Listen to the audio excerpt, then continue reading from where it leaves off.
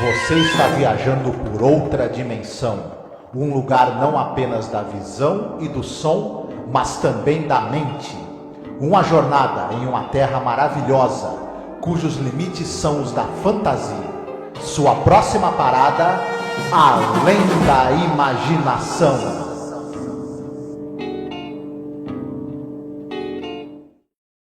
Olá, ouvinte, seja bem-vindo à Zona do Crepúsculo. Eu sou a Angélica. E eu sou o Marcos.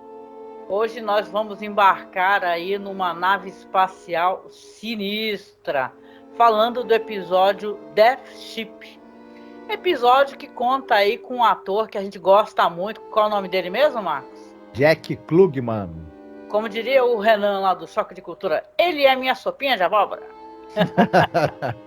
Gosto muito do Jack Klugman.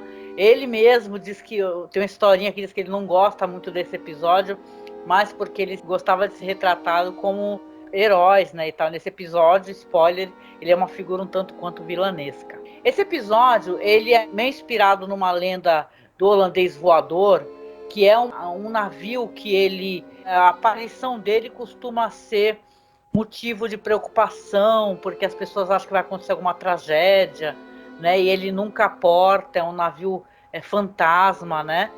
E é um episódio escrito pelo queridíssimo Richard Matheson novamente. Dirigido pelo Don Matchford, vamos falar um pouquinho mais dele. E é considerado, isso é bem legal, poder falar isso, um dos melhores episódios de toda a série, né, Marcos? Sim, a gente citou aqui que essa quarta temporada é muito criticada, tem alguns episódios que não deram tão certo e ela demorou um pouquinho para acertar esse formato de 1 hora, mas a hora que ela esquenta mesmo. E aqui, com esse episódio, ela chegou em uma temperatura altíssima, dramaticamente falando. É um dos episódios mais queridos de toda a série. Sim, com toda certeza, né? E você tem aqui um episódio também que tem essa estética que me é muito querida, que é essa tecnologia um tanto quanto retrô, sabe? Aquela nave do Planeta Proibido, né? Essas naves antigas e tal. E como eu disse, tem o Jack Klugman, tem o Ross Martin, vamos falar mais dele, o Marcos vai falar um pouquinho, o Fred Beer, e uma aparição rápida ali da Mary Webster, que por sinal aparece em outro episódio com o Jack Klugman, que é The Passage for Trumpets, né? Que é um episódio do cara que ele dá um outro sentido para a vida dele, né?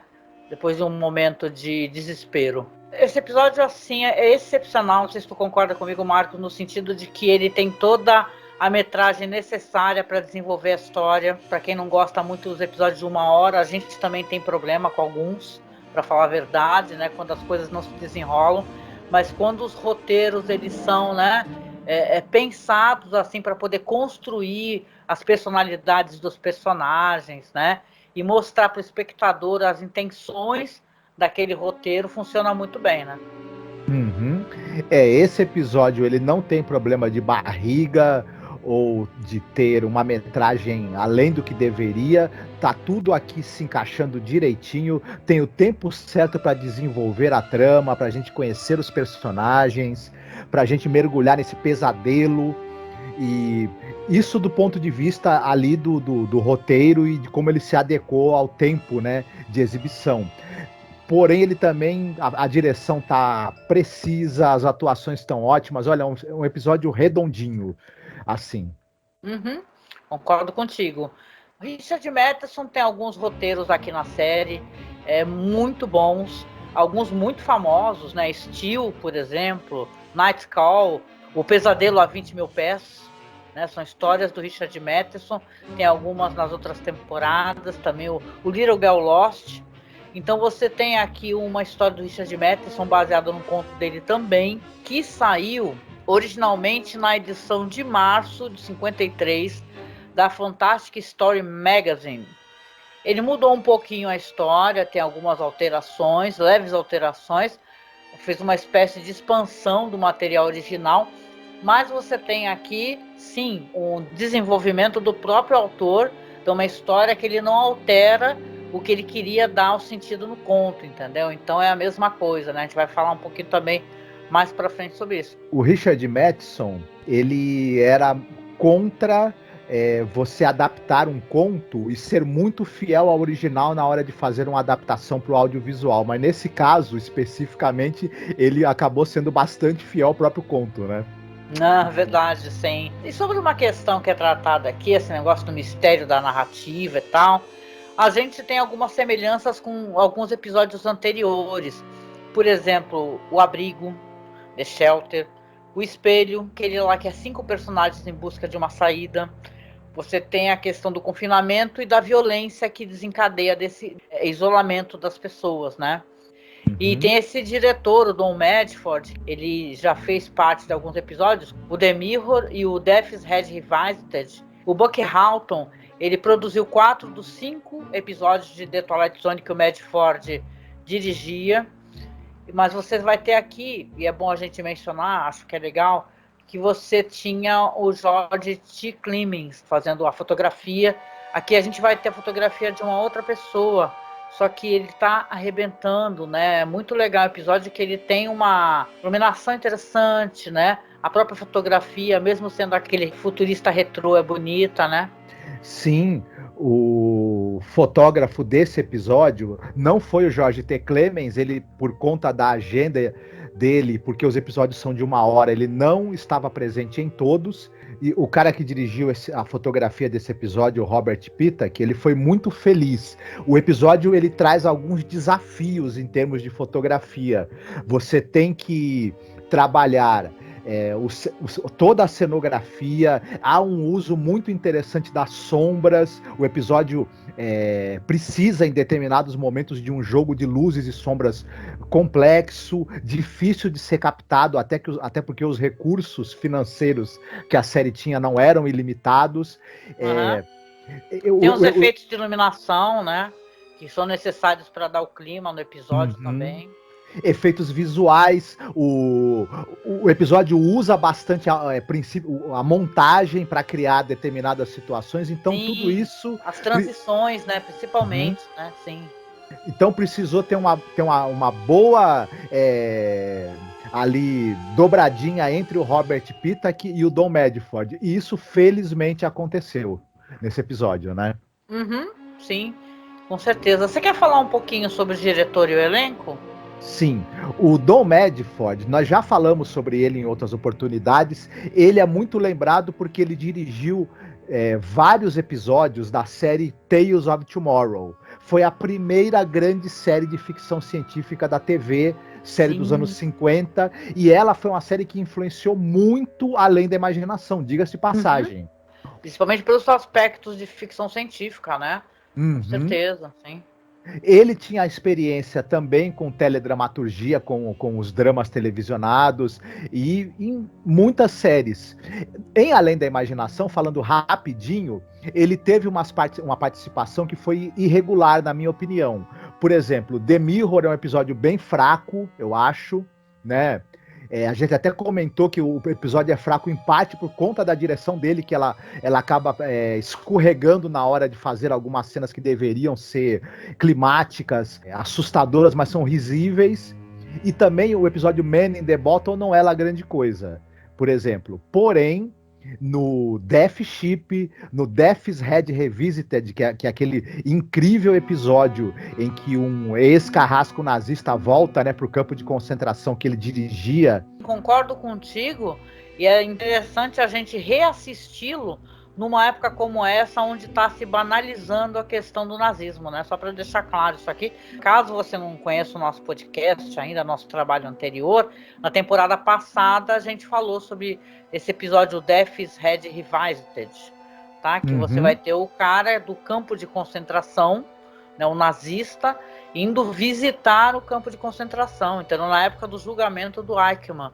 Então é um episódio que a gente conversou muito sobre essa questão nazi e tal, vários signos fascistas, então é legal, se você quiser revisitar, pode revisitar que você vai gostar, com certeza.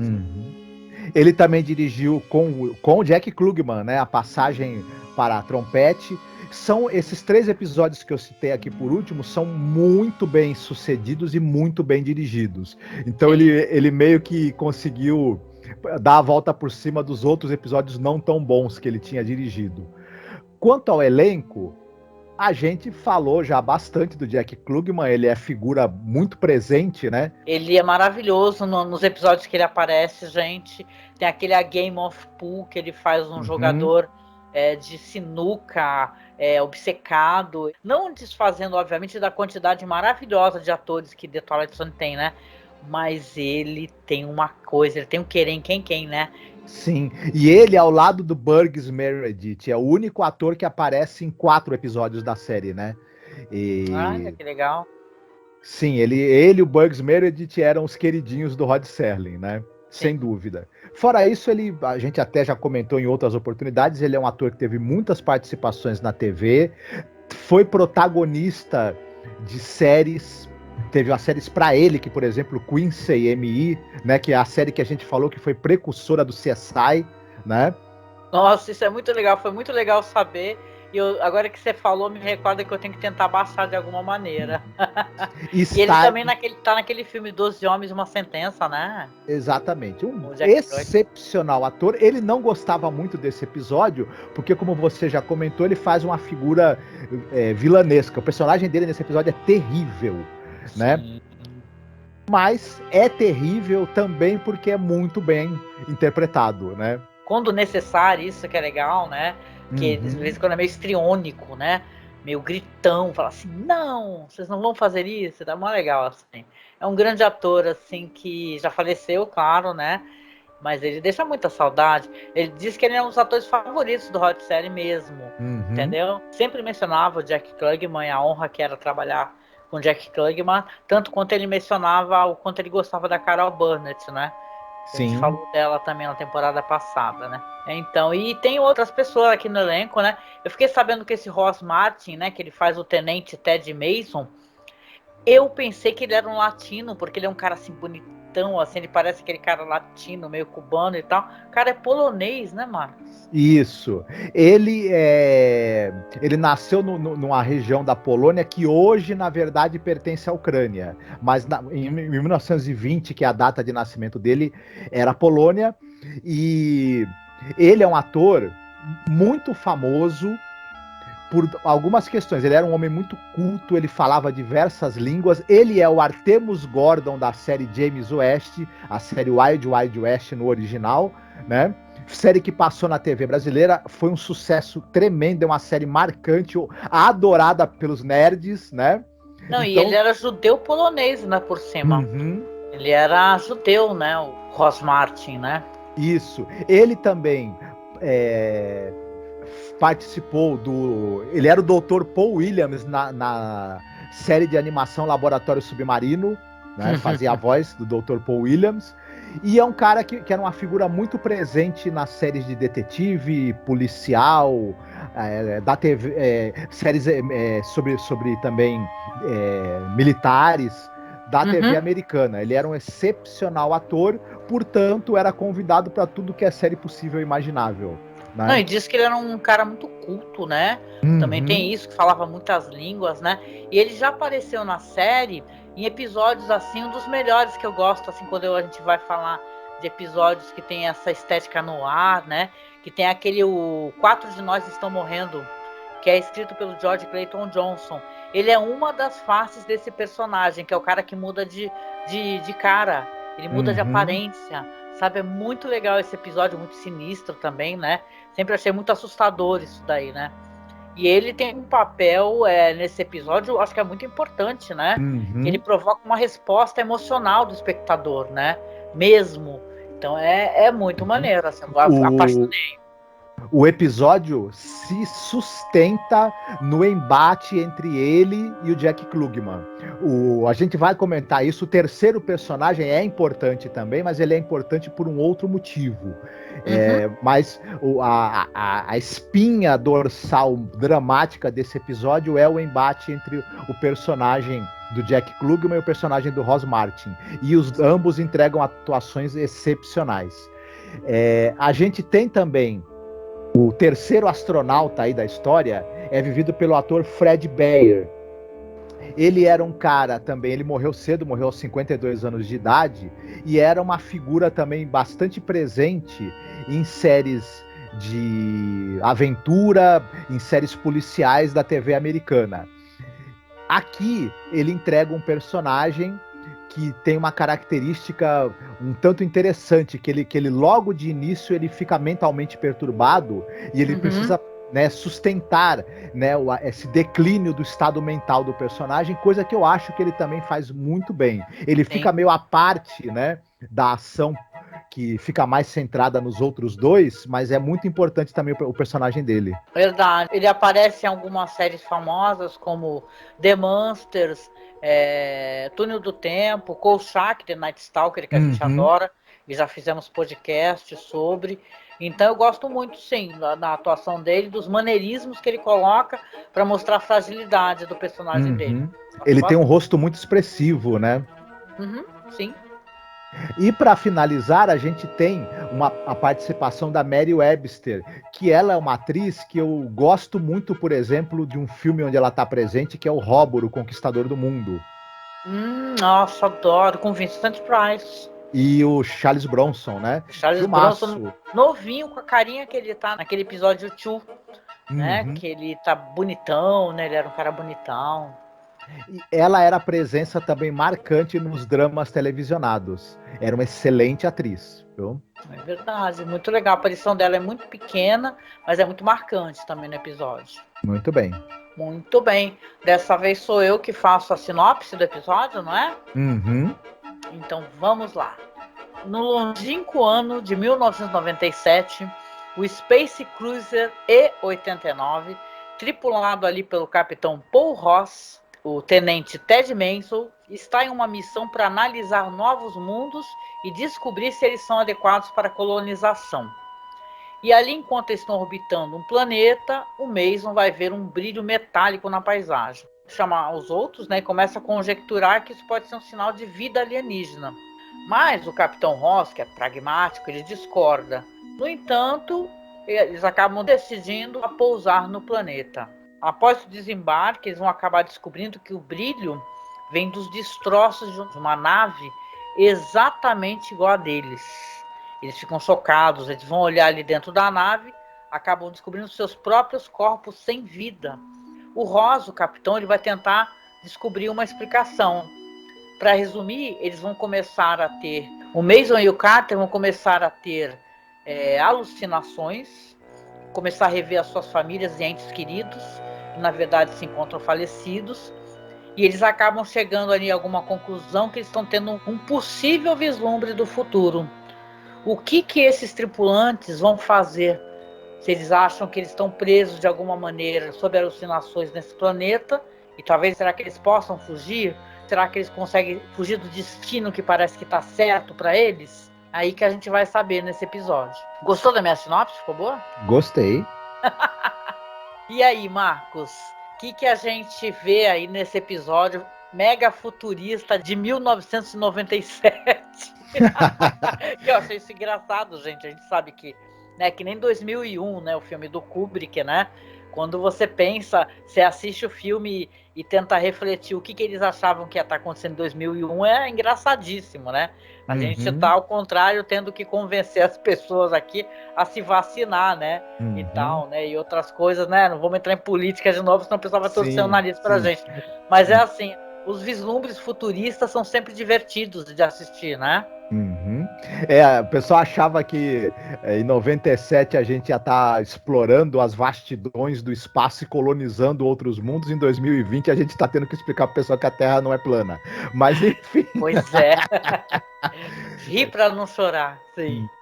Mas como você mesma tinha citado, esse filme, ele tem... Desculpa, esse episódio, uma das primeiras coisas características é esse retrofuturismo. É esse futuro imaginado que para nós já passou, mas tem um sabor muito interessante como se imaginava que seriam os trajes espaciais, as naves, as viagens espaciais, o maquinário. a física e a ciência usada nas viagens interplanetárias. Então tudo isso é muito saboroso. Até porque a série faz uso, no caso desse episódio, de um bom design de produção interessante para as máquinas, para as roupas, tem efeitos especiais bacanas, apesar do pouco orçamento. E até comenta-se aí que esses efeitos foram um pouco dispendiosos. Esse episódio foi um pouco mais caro do que normalmente são os episódios da série. Porque também o pessoal acho que percebeu que estava com um excepcional roteiro na mão, né? Então precisava soltar um pouquinho mais de dinheiro para a coisa funcionar. Então Sim. é muito, muito bacana isso.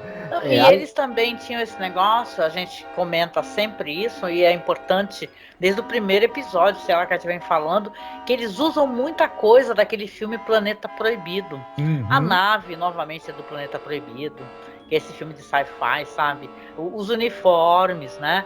Então você tem sempre o reaproveitamento ali do que foi feito no filme Planeta Proibido. Uhum. E é legal, gente, porque eu acho que para algumas pessoas isso daí soa muito fake, né?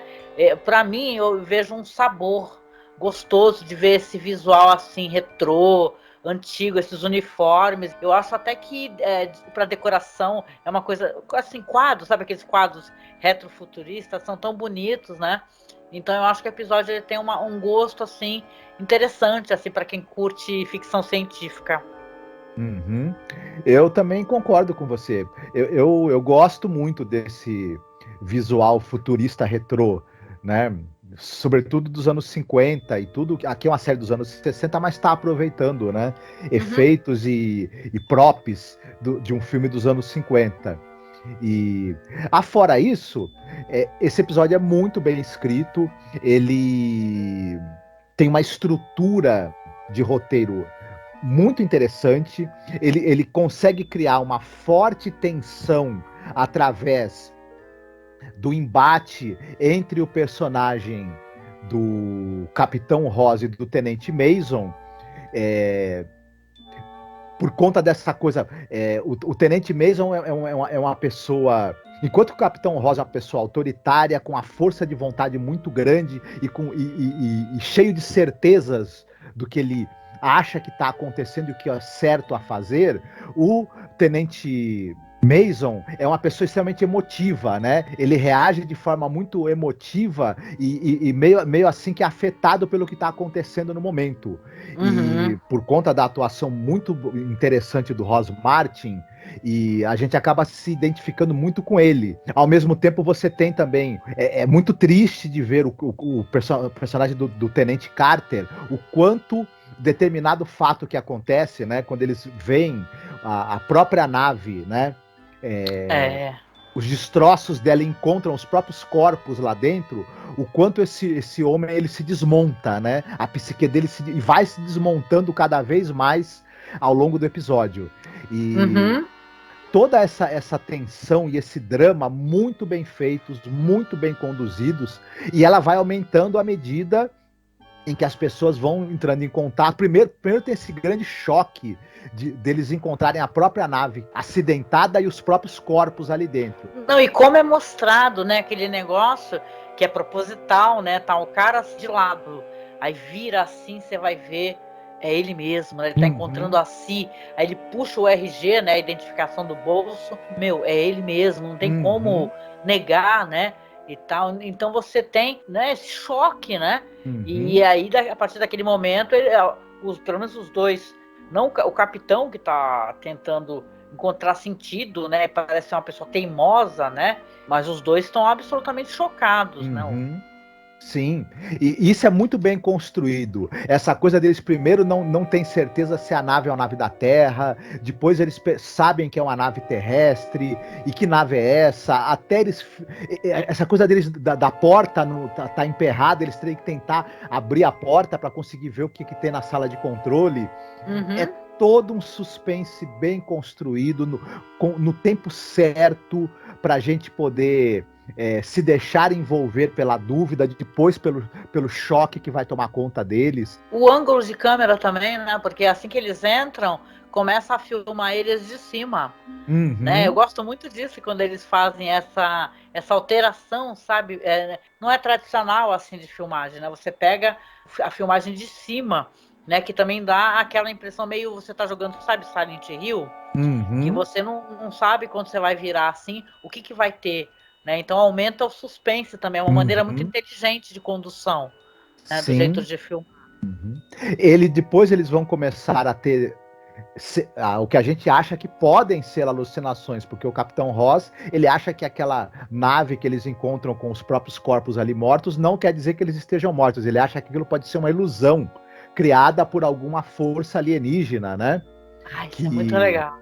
Que está querendo enganá-los de alguma forma e ludibriá-los usando ilusões ou mesmo utilizando imagens da mente deles, né? Sim. E eles vão começar a ter contato com os parentes deles, com entes queridos que eles deixaram para trás na Terra. Mas que estão mortos, né? Mas que estão mortos. E é uma coisa interessante, porque quando o Tenente Carter e o Tenente Mason estão ali interagindo com os seus entes queridos que estão mortos, mas que, enfim, eles estão podendo reencontrar, o Capitão Ross vai e puxa eles para fora daquilo, né? Vai atrás deles. No momento em que eles são puxados para fora do cenário onde eles estão, que é algum ambiente que eles deixaram para trás na Terra, tem um corte e eles são imediatamente, o cenário é substituído pelo interior da nave. É uma transição muito bem feita, sim. É uma transição muito bem feita. Narrativamente, ela é absolutamente perfeita para criar o clima de dúvida e de desorientação que eles estão passando. É muito bem conduzido isso. E as cenas em que esses personagens eles reencontram seus entes queridos são comoventes. O momento em que o Tenente Mason reencontra a filha e a esposa. Sim. É angustiante, é comovente, até porque a atuação do Ross Martin, ela é incrível, né? Assim, no momento em que ele encontra a filha, você acredita na hora que é um pai que tá revendo a filha que ele não vê há muito tempo, sabe?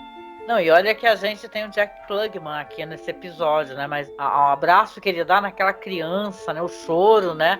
A emoção.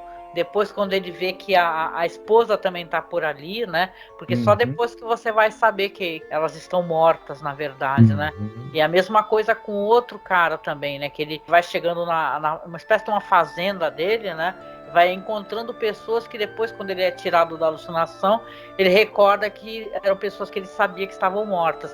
Agora, uma coisa legal que eu queria colocar aqui rapidamente é a influência da história do Ray Bradbury nessa história aqui do Richard Matheson, né? Porque você tem de 48 o Marte é o Paraíso, que é uma história que saiu ali das Crônicas Marcianas, né? Mais tarde esse conto foi incluído como a terceira expedição, né? Em 1950. Essa estrutura ela já foi muito utilizada, inclusive quando o Ray Bradbury ele tinha o Ray Bradbury Theatre, né?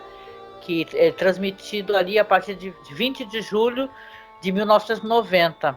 Então você tem, na verdade, as histórias dele sendo passadas ali para a televisão, né? É uma história muito interessante. E eu, como fã de terror, eu lembro claramente das histórias da cripta e tal, que retratavam esse negócio dos astronautas chegarem nas cidades, encontrarem pessoas. Na verdade, eles têm a ilusão que eles inclusive voltam para a família ou para suas casas, e não são, né? São alienígenas, né? Aqui, claro, não aparece nenhum momento alienígena nenhum, mas o capitão, ele fala, olha, a gente está sendo enganado, a gente está sob ilusão, eles estão enganando a gente, eles são alienígenas que não têm força física, então eles estão tentando atacar a gente de outra maneira, fazendo essa espécie de sugestão mental. Isso.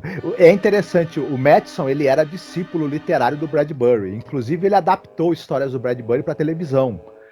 Fez roteiro, né?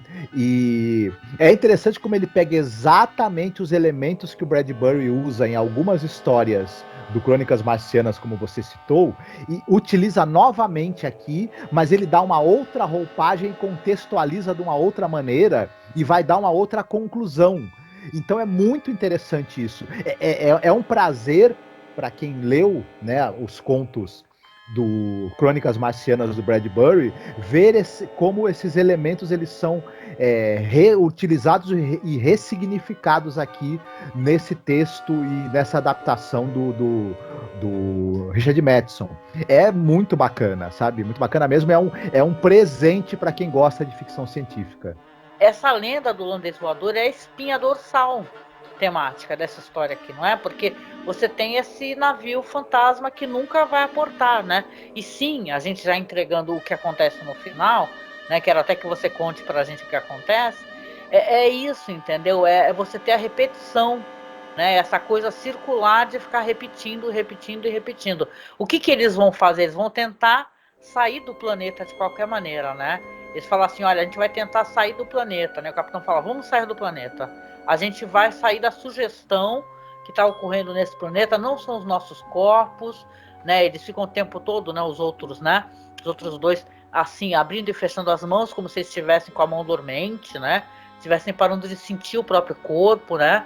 Tem essa coisa, mas eles resolvem sair do planeta, né, Marcos? Exatamente, eu achei esse detalhe que você citou muito interessante. O quanto eles ficam tentando perceber se eles estão ou não sentindo, né? Se o corpo deles é de verdade ou não.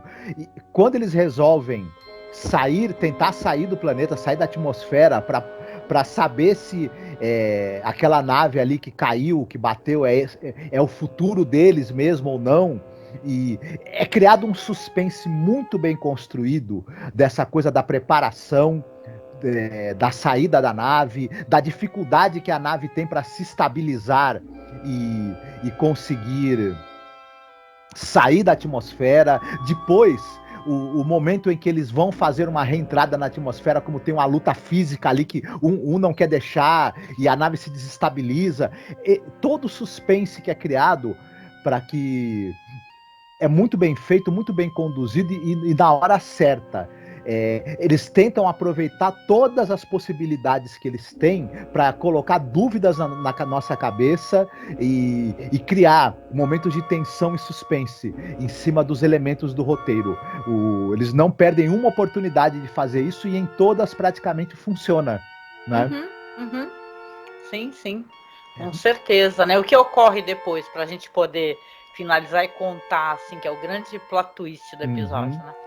Quando eles conseguem sair da atmosfera, o capitão fala, não, agora que a gente sabe que a gente consegue sair, que era tudo uma tramóia dos alienígenas para nos enganar, vamos voltar e cumprir nossa missão. Os caras, não, para com isso, capitão. E a não, gente, como capitão. espectador, fica muito pé da vida. Fala que não, o que vocês estão fazendo? Não, vocês conseguiram sair, vão embora, né?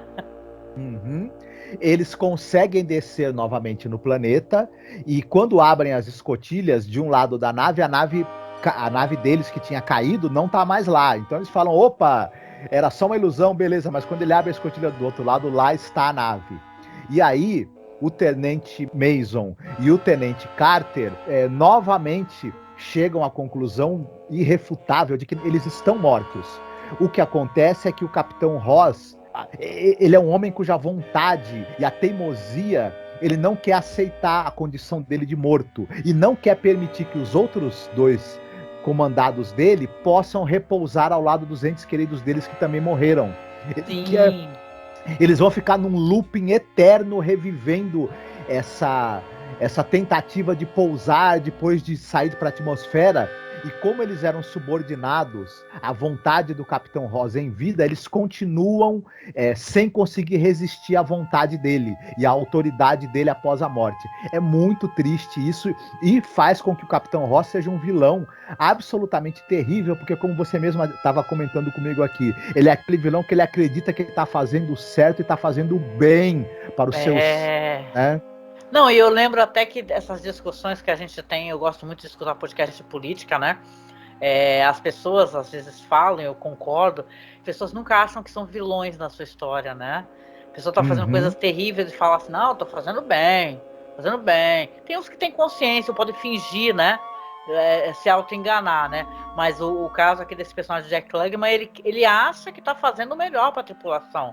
Que ele, quando ele arranca, ele pega e fala assim, olha, sai dessa ilusão. Só que o cara tá abraçando a esposa, tá tendo acesso à filha. E ele começa a implorar, dá uma pena desse personagem.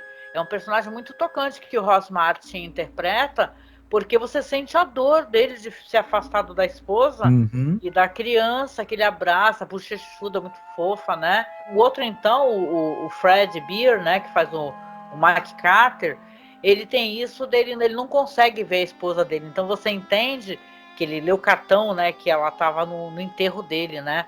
Que ela está em luto, só que ela não aparece. Mas aparecem os outros personagens que estavam ali, circunscritos ali àquela fazenda ali, né? Que ele morava, que ele residia. Então, você só vai conseguir ver as pessoas que também estão mortas como você, também estão mortas, exatamente. Então você tem esse personagem do Jack Klugman que ele está torturando essas pessoas. Ele está torturando. E o pior, olha só como é insidioso, né? É interessante como foi escrito esse personagem. A primeira coisa que ele fala, na verdade, se você recorda, é que ele não quer pousar.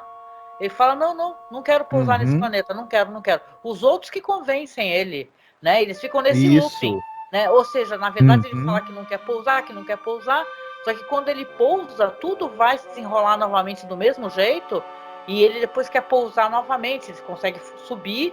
Quando ele acha que está salvo, eles querem voltar, porque ele tem que recolher espécimes, né? Para ver se o planeta tem possibilidade de ser habitado, né? Por seres humanos novamente. Então, é terrível o personagem dele, que ele está torturando, né? E vai ficar nessa história. Termina assim o episódio. Pra gente começando de novo. Ele, o personagem do Jack Klugman, o comandante, eles mesmo falam para ele assim que ele não deixou ninguém na Terra, ele não tinha família, entes queridos. Então ele não tem não importasse para ele, né? Ele morrer, né? Sim. Ele não tem parentes amados, mesmo falecidos, com quem se encontrar. Então a única família dele são esses dois subordinados que ele tem. Família que ele quer manter a todo custo perto dele por toda a eternidade, privando os dois da possibilidade de irem repousar ao lado dos entes queridos deles já falecidos também. Nossa, isso é terrível, né? Eu entendo o Jack Klugman falar, não, eu não quero que lembrem de mim por esse papel, não. Mas é melhor ele ser lembrado pelo Passage for Trumpet, que ele conversa com o anjo, né? Muito mais bonito, né? Sim. E aí se acrescenta na história uma camada de horror sobrenatural. Ela funciona enquanto ficção científica, ela funciona enquanto suspense, enquanto drama e também enquanto horror. Todos esses subgêneros estão de mãos dadas ali, criando esse grande painel dramático que é esse episódio, né? Muito bem. Pois é, grande episódio, gente. Excelente, assim, eu fiquei de cara. Nunca tinha assistido. Para quem é fã de ficção científica e gosta dessas histórias que recordam esses quadrinhos de terror que faziam tanto sucesso aqui no Brasil, né? E os Contos da Cripta, né? E as outras edições brasileiras de terror, é um presente, assim, é muito legal. Quem gosta do Bradbury vai reconhecer claramente as Crônicas Marcianas. É super maneiro mesmo, adorei. Uma última coisa pra gente citar. Esse episódio não teve trilha sonora original feita para ele, mas tanto o produtor, o Hirschman, quanto o diretor, o Medford, juntos escolheram temas usados em outros episódios que casassem com essa narrativa. E pior que eles acertaram de novo na mosca, né? Porque os temas usados... Muito bom, eu adorei os temas também, muito legais. E aí, vamos lá para as recomendações? Você gostaria de recomendar qual filme, livro ou etc? Opa, hoje começo eu a recomendar, né? Pois é, o que eu vou recomendar? Vou meio que chovendo molhado ou não. Eu gosto muito daquele livro do Colin Wilson, Vampiros do Espaço. É um livro de 75, gente. Poxa, ele tá tipo R$6 na estante virtual. É um livro de sebo, né, Marcos? Tu que tem o teu sebo aí. Então, cara, é um livro maravilhoso. E eu até uma época da minha vida, eu tinha essa teoria que o livro propõe, né? De gente que suga a tua energia, né? Na verdade, deve te vencer pelo cansaço mental, mas sabe aquela pessoa que só te traz problema e depois que você conversa você se sente esgotado, né? E o livro propõe isso daí, que Vampiro de Energia faz isso também, né? Ele tá inclusive tem até aquele personagem maravilhoso naquela série What We Do in the Shadows, né? Que tem a série além do filme, que é o Colin, que ele é justamente o vampiro de energia. Mas voltando aqui para a história, esse livro aqui do Colin Wilson, ele acabou gerando um filme incrível, que é o filme do Toby Hooper, inclusive adaptado ali com o roteiro do Dan O'Bannon, né, que é um grande roteirista famoso, que é o Life Force, né, o Força Sinistra aqui no Brasil. E, gente, esse filme é muito conhecido porque tem a atriz Matilda May, que tem alguns momentos que ela anda nua pelo filme e tal, né? Mas pra mim isso daí é só pra nerd punheteiro mesmo ficar falando disso. Porque o filme tem tantas camadas, ele é tão interessante. Vai contar a história de astronautas que vão encontrar uma nave espacial que eles veem um pedido de socorro, aí eles acabam encontrando essa nave espacial e tentam resgatar 3 figuras humanoides que estão ali em um estado de animação suspensa, vão levar para a Terra e descobrir depois que essas figuras são perigosíssimas, né? Que elas realmente sugam a vida e a energia das pessoas. Né? Vai até o momento que no filme um dos astronautas vai encontrar esse personagem que aparece no livro. É um cientista, né? Que ele defende essa tese aí dos vampiros de energia. E, cara, é tudo tão legal aqui, é tudo tão legal, é tudo tão maravilhoso.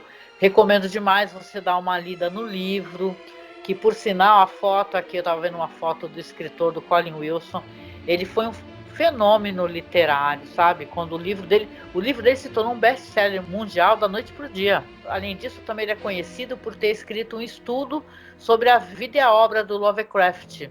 Ele acabou se tornando um dos nomes mais aclamados e também polêmicos da geração dele. E, cara, é muito bom. O filme também é um filme britânico, né, do Reino Unido, e é incrível. Basicamente incrível. O Toby Hooper, que é um diretor que ele foi negligenciado na época do Oscar, eu lembro. Isso foi doloroso, né, Marcos? Tu lembra? Eles não botaram a foto do Toby Hooper, né? E, porra, ele tem muita importância, o Toby Hooper, né? Pra história do cinema, pra história dos fãs de gênero e de ficção científica, né? Então, cara, é por isso que eu não gosto muito do Oscar. Assisto, mas assisto mais porque eu gosto de ver a live do Choque de Cultura junto com meu filho, que é mais engraçado do que o próprio Oscar. É bem mais legal que o Oscar, com certeza. É isso. Pois é, como esse filme é absolutamente sensacional e imperdível.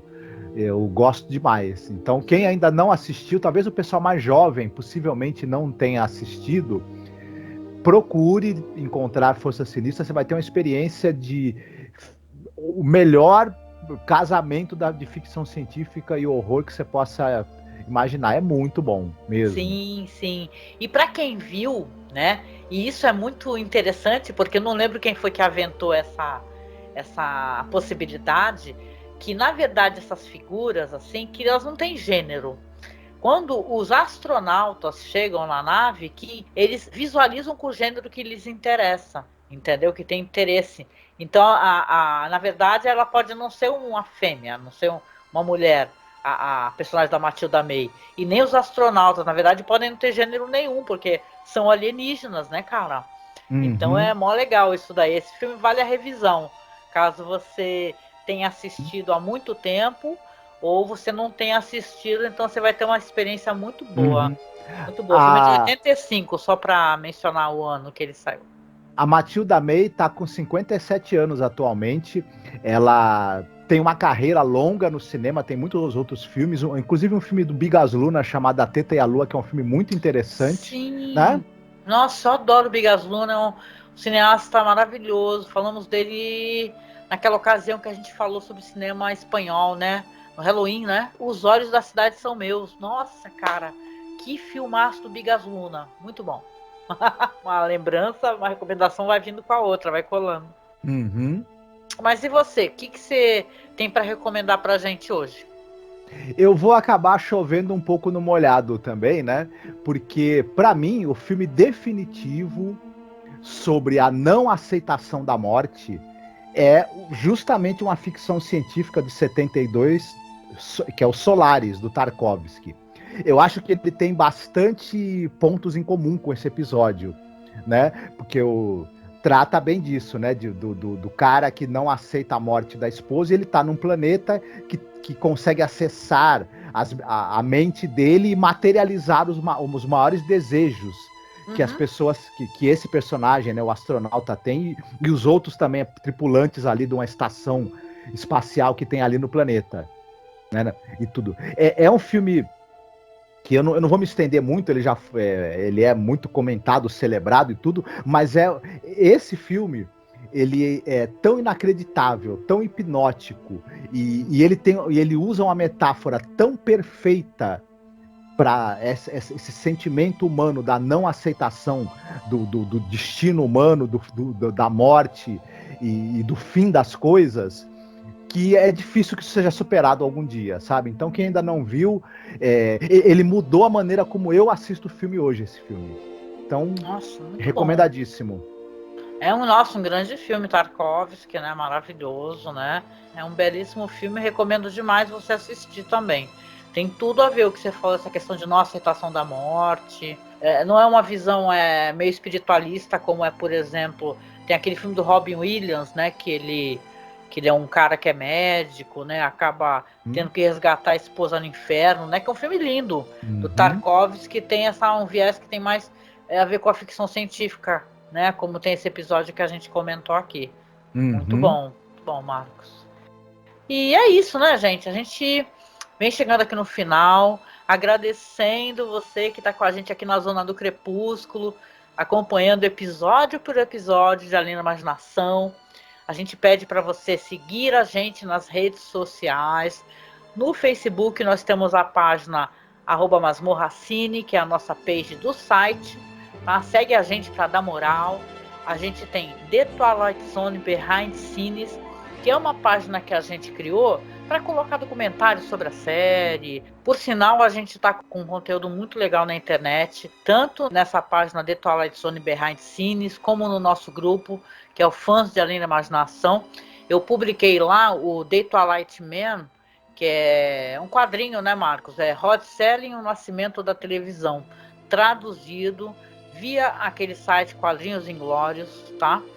Que é um conto biográfico que vai seguir essa ascensão do Rod Serling à fama nessa era de ouro da televisão.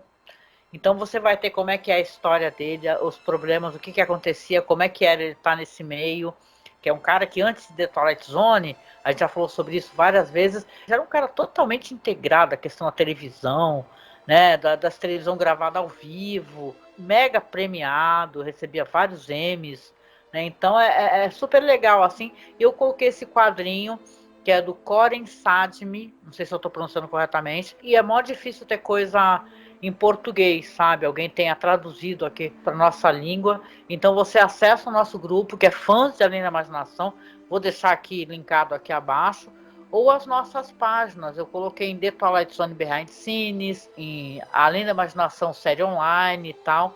Deixei disponível lá para quem curte a série e tem mais esse material.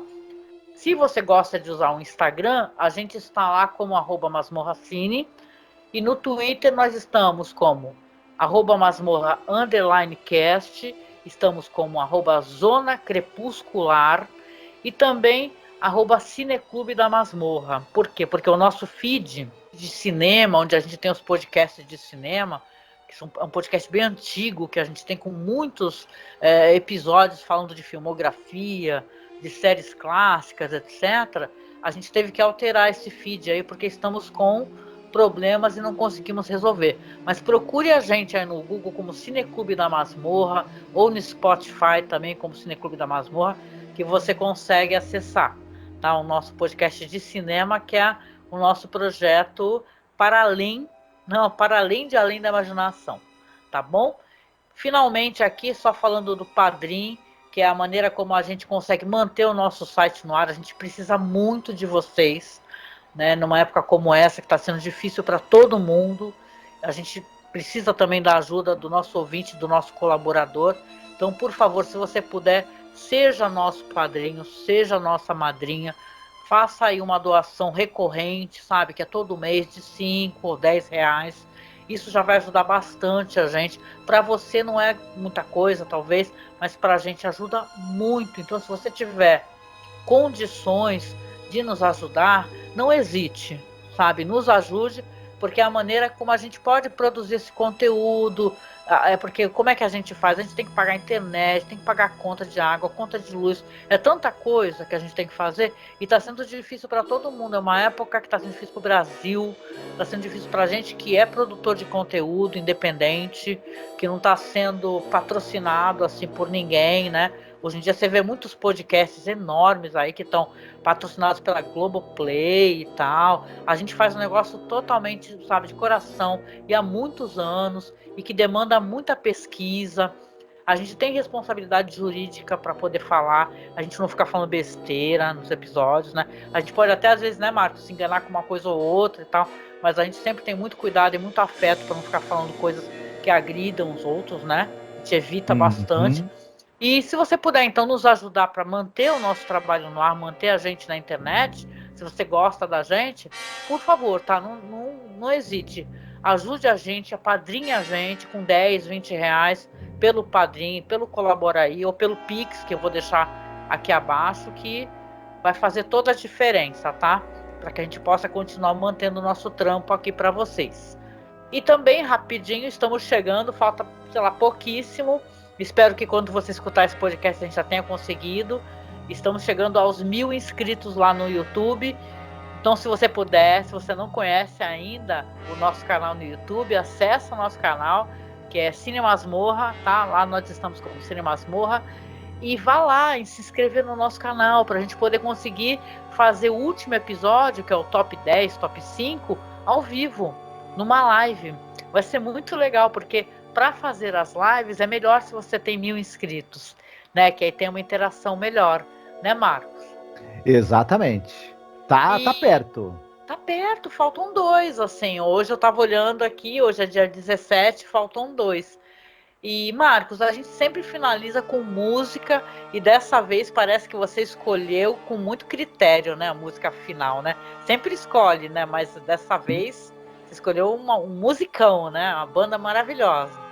Grateful Dead, Ship of Fools, que fala sobre um anal que fica vagando eternamente, o capitão se recusa a dar explicações para a tripulação e a bebida, a esperança e a alegria vão acabando à medida que o tempo vai passando. Qualquer semelhança com esse episódio é mera coincidência. Caramba, que legal, não? Eu quero escutá-la, não conheço a música. Estou muito curiosa, assim, deve ser maravilhosa, com toda certeza. Lembrando que a música, gente, e isso é legal se você está aqui no YouTube acompanhando a gente, só toca lá no player do podcast, porque o YouTube não deixa. Então você acessa, vou deixar o link do site aqui, ou vai no Spotify procurar Além da Imaginação Podcast, porque o nosso podcast vai estar lá com a musiquinha final, tá bom?